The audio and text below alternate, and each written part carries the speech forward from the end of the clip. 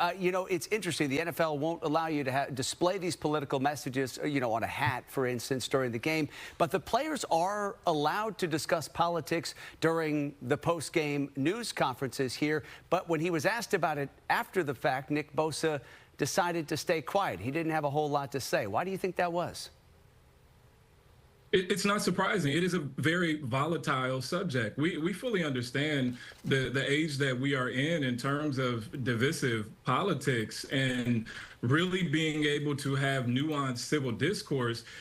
We see most athletes, for the most part, when they have a massive platform, they choose to stay somewhat bland. I, for one, wish he would have leaned into it, regardless of his politics or if I agree with it or his teammates agree with his politics. He is a free citizen to support whichever candidate he chooses to. But to flash on the screen post-game with a very strong statement in support of the candidate, obviously, that he is in support of, and then when asked about it, when he can actually, and not be against policy, go into detail in his advocacy or support, he chose not to. So I found that to be a bit curious.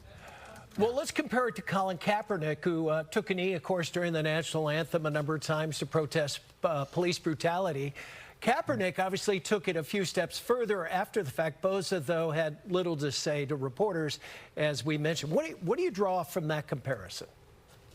Very little, to be honest with you. Colin Kaepernick, he was in support of a larger movement. He was in support of true athlete advocacy and activism in terms of a larger issue dealing with policing of Black and brown communities. And in any political candidate support that he eventually had was in service of that larger mission. Nick Bosa, quite honestly, he wore a hat.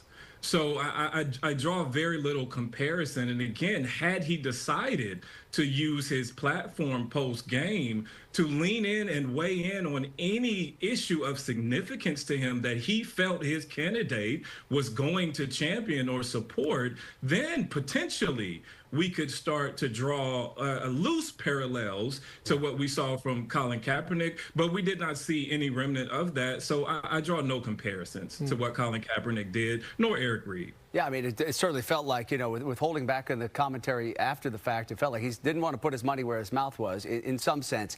Now, beyond Nick Bosa, the 49ers have other folks weighing in on politics. We have backup offensive lineman John Feliciano, who is weighing in on the election with a comment that he made on X, in which he appears to defend that joke about Puerto Ricans, or Puerto Rico, at that controversial Trump rally that happened over the weekend in New York. We should point out Feliciano has Puerto Rican heritage.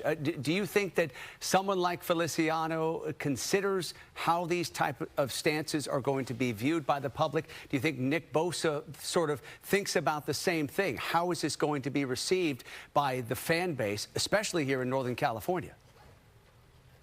Well, I'm curious, because when you start weighing into how different racial and ethnic groups view the way that satire and comedy portrays their community, it's a mixed bag. When you look at the comedian and obviously what were vetted jokes that he told because they were approved and clearly loaded into a teleprompter, these were not off the top of his head, that comedian was not of the descent of the communities that he was making fun of.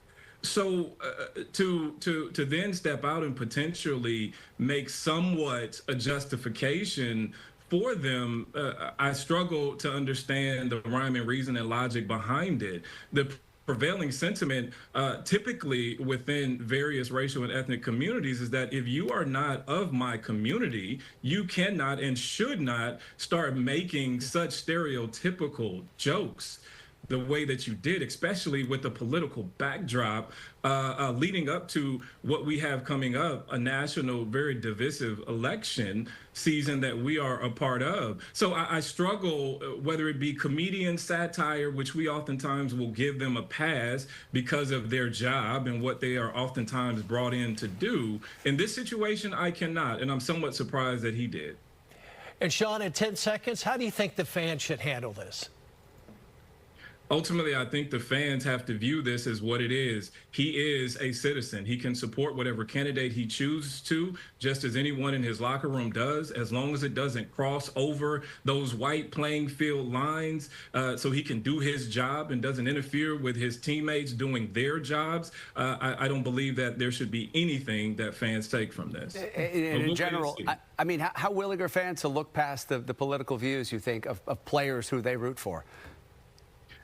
History tells us that they typically have been. It has normally been the power brass within the NFL that has struggled to look past political activism, even in a free country, to do so. So it has not been fans that have had an issue with it. It has largely been many of the 32 owners and the league office who struggled to come to terms with the free will of their players to voice their activism. All right, we appreciate you weighing in this afternoon. Very good to see you, Professor Sean Fletcher from San Jose State University. Take care.